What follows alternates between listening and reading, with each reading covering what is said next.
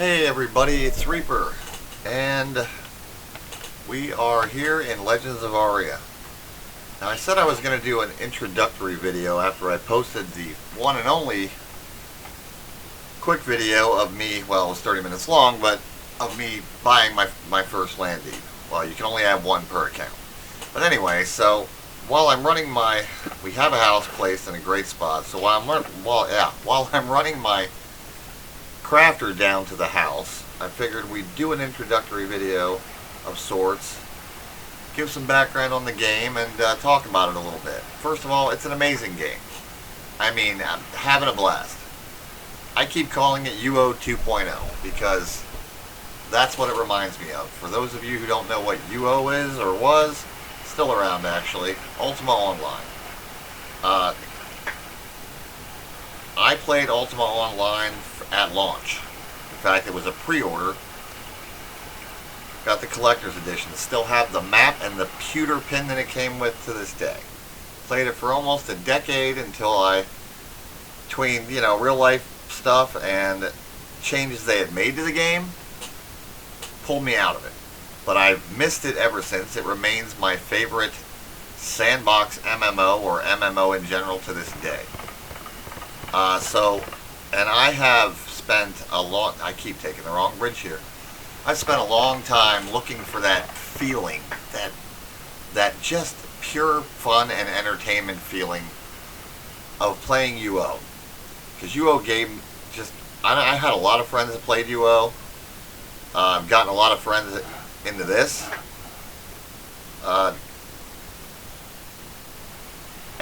Anyway, went with Shrouds of the Avatar, hoping that would do it. It did not. And hopefully, I hope the sound's okay on this. I know I had somebody had replied that the sound on that first video was a little bit loud, and yeah, it was. I was still messing with it. But anyway, so yeah, I've just searched for that feeling of just that same feeling of fun. And as you see, I'm running past all these are player houses. You place a house and then you build the house up. That's the foundation, and as you can see, the materials you have to put into it.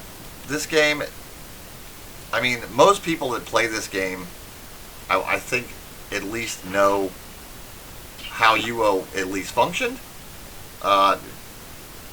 You can place pretty much anywhere in the world. You can this isn't even the whole map. Hold on, let's see here. And this is a big map. Like, this section's not open yet, and neither is this section. This section is all PvP, and then all this.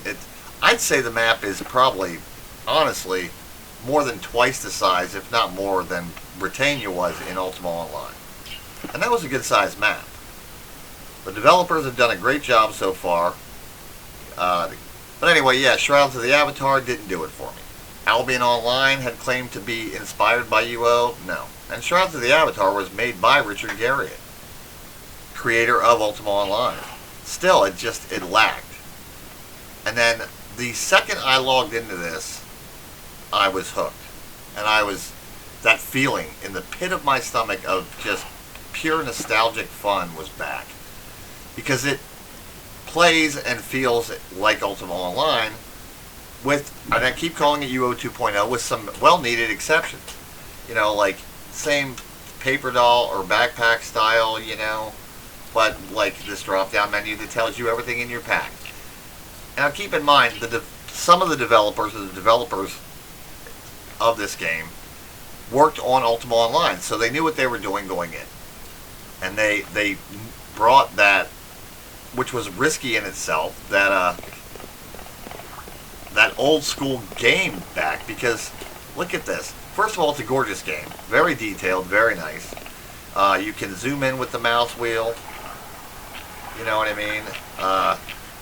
The right arrow keys will pan your camera. And it's this top-down, like almost Diablo-style view. You can't see the sky. You're not supposed to. This is how it is, and I love it. Map bag. I like keeping that in a certain area. But anyway, so yeah, and it's just so much fun. It's just so much fun, and it's the kind of game where you can play it at your own pace. The skill system is there are no levels. You don't raise levels, you raise, like, this is your skills, and there's a ton of them. These are my favorites. This is what this character has, and he's my crafter. This is my land plot, by the way. But yeah, in the right hand side here, like right here, all the skills. Taming, cooking, I mean, there's a bunch. And you can set them to, like, if you want to raise them or not. You have 600 skill points to divide between as many skills as you want, I guess, but you can't, you can only Grand Master, which is 100 in, if you wanted to do 6 Grand Masters, you'd only be able to have 6 skills because you only have 600 points.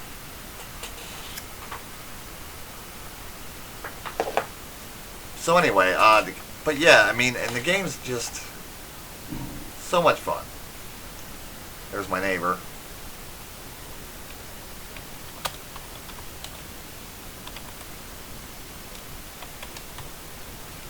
But I'm probably going to end up joining that guild then.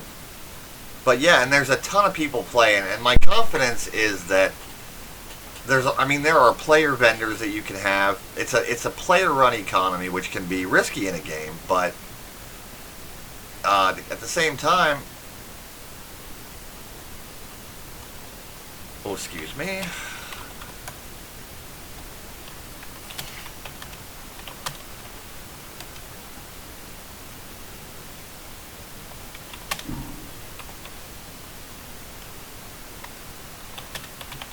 Sorry. But at the same time, and it's risky on the developer's part. I mean, in this age of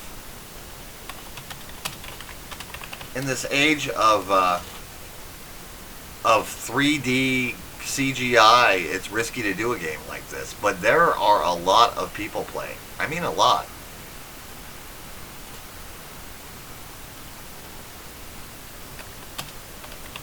And I think that if you can get started, and the devs seem active, they've done several patches, they have a ton planned for the future.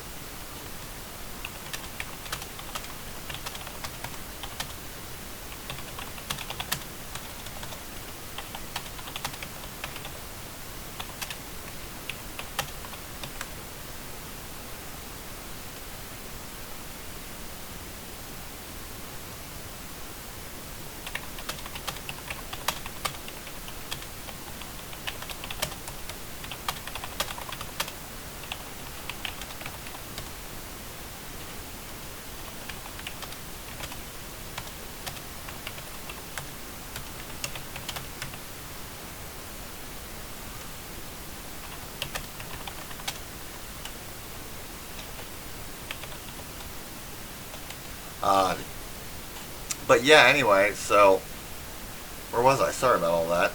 Don't want to ignore my neighbor. But so yeah, I mean, and every time I see a house, and there's tons of houses placed, and you can only have one per account, I feel like those are the people that know what they're getting into, and you put time and investment into it, and they're not going to leave. Like, UO's still around, EA's still running the game. It's not as popular, the player base has dipped, but like that, my neighbor there just said, this is a polished version of UO. So I feel like, because people generally know what they're getting into with this, and there's a lot of people that don't. Like my oldest son is playing, he's 26, I got him into UO at a young age. So he's playing and he knew what he was getting into. His wife plays. She's about the same age, so, there's that knowledge. My youngest son, who's going to be 18, has started playing, and he never played UO, but he's having a blast playing this. So, and a buddy of mine who played UO with me forever is also playing this. So, these, it's that type of gamer that it's like, okay, we're going to play Aria, but we generally know what's going on, you know what I mean? And I feel like the people that are playing now are going to stay. In other words, I feel like there's definitely going to be longevity. At least I hope so. It's early access. It launched on Steam August 6th. Now, the game's been in development and around for like, I don't know, since I think 2017, give or take, or something. And the devs had, well, that's a Drake. And yeah, this is a nice little area to fight those guys. I don't want to get, this guy cannot fight them. Now, the devs had, like, you could buy Founders Packs. And then the devs had actually had an EA, or a Steam release planned. They delayed it. And also, it initially was supposed to start, well, up until the Steam launch, it was open world PvP anywhere. And the devs made a last minute decision to basically make the one continent, which I pointed out earlier, right here, the Badlands, the PvP area and everything else is safe. I agree with that 100%. What people, and it pissed a good chunk of people off.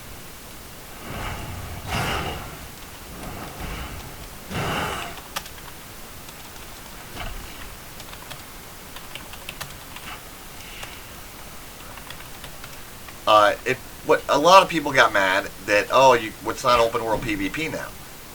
But here's the thing: the people that got pissed were more than likely the people that want to run around and gank people. And I'm not talking PvP. I'm talking go around and kill miners and people that are out farming and, you know, trying to do their thing. Open world PvP was fun in UO for the first, you know, for a while. And then even UO introduced Trammell, which was a whole area that was not PvP. But as fun as it was, it got old. And it became a problem. And so I'm happy that they made the change now as opposed to later. And another thing people don't get is, number one, you can go over to the Badlands. It's open PvP over there. You can join a faction, which UO had them. They were the Chaos, like the Chaos faction, the Order faction. This game has 2, maybe 3 factions you can join, and that's full PvP anywhere, including standing in front of the guards in town, and full loot. So there's that. There's also Guild Wars. So that's also open world PvP. So it's not like it's not there. People that really do want a PvP will do it in one of those 3 ways. The people that want to gank, just guys like my crafter here, they're not PvPers. They're just out murdering for no reason, you know. And I'm not going to stand by that. So, you know. But anyway, as far as skills go, like I said, using a skill, like if I use a longsword or a bow, it gains in that. Like archery, I use a bow, I gain in archery. And I have my archery locked on this guy at 50. That way I won't go higher than 50. And I have his healing locked at 50. That way I can have 7 skills. 2 of them will total 100. The other 5 will be the other 100 apiece. Because he's my crafter. I mean, there's so much to the game. This is my paper doll. You have your max stats of 150, and you can set these to go up or down depending on what type of character. There's majory, taming. You know, you got your blacksmithing, mining, carpentry, lumberjacking, fabrication, which is tailoring, alchemy. You can enchant items. The mount I'm on is a saddlebag mount, so I can put stuff on them, but there's also these mounts, which are like an ethereal mount in UO. You can summon them. You can set loot bags. These are player crafted. See, crafted by crafter. And that way, whatever I loot goes right into that, which is very convenient. So yeah, there's just so much stuff. To go over it in one video would just take me way longer than anybody's going to want to watch. But like I put a carpentry table down here, so this guy can make, you know, arrows and all the good stuff. So, you know, there's so much to the game. It's on Steam. It was on sale for $20. I'm pretty sure it's back up to, I think, $30 now. Worth every penny. Worth every penny. I mean, I don't think it's grindy. I love crafting games. I love farming games, harvesting games, stuff like that. And they've added a lot. Like, I've noticed, like, running around. At first, I read a few things. Oh, the world didn't seem that there wasn't much to do in it. No, there's a bunch of dungeons. There are POIs. You know, a lot of fun stuff to find. There's artifacts, rare loot. I mean, there's a ton of different things. Lots of stuff to craft, use, the whole 9 yards. So, but what I've noticed the devs have done kind of almost behind the scenes is I'll be out running around and I'm finding a lot more stuff to fight out in the wilderness. Trolls, goblin camps, just stuff like that. Spider, I mean, there's just, it seems like there's a lot more monsters than there was when it launched, August 6th, early access. And that's another thing. Keep in mind it's early access, which I'm going to forgive bugs in early access. I always have. So, you know, that's how it is. I'm thrilled that it's early access. I was in UO day 1, and I love being in this kind of pre-day 1. UO's launch was an actual launch. I'm in this early access, which isn't even launched. So I'm so excited for what the future holds for this game.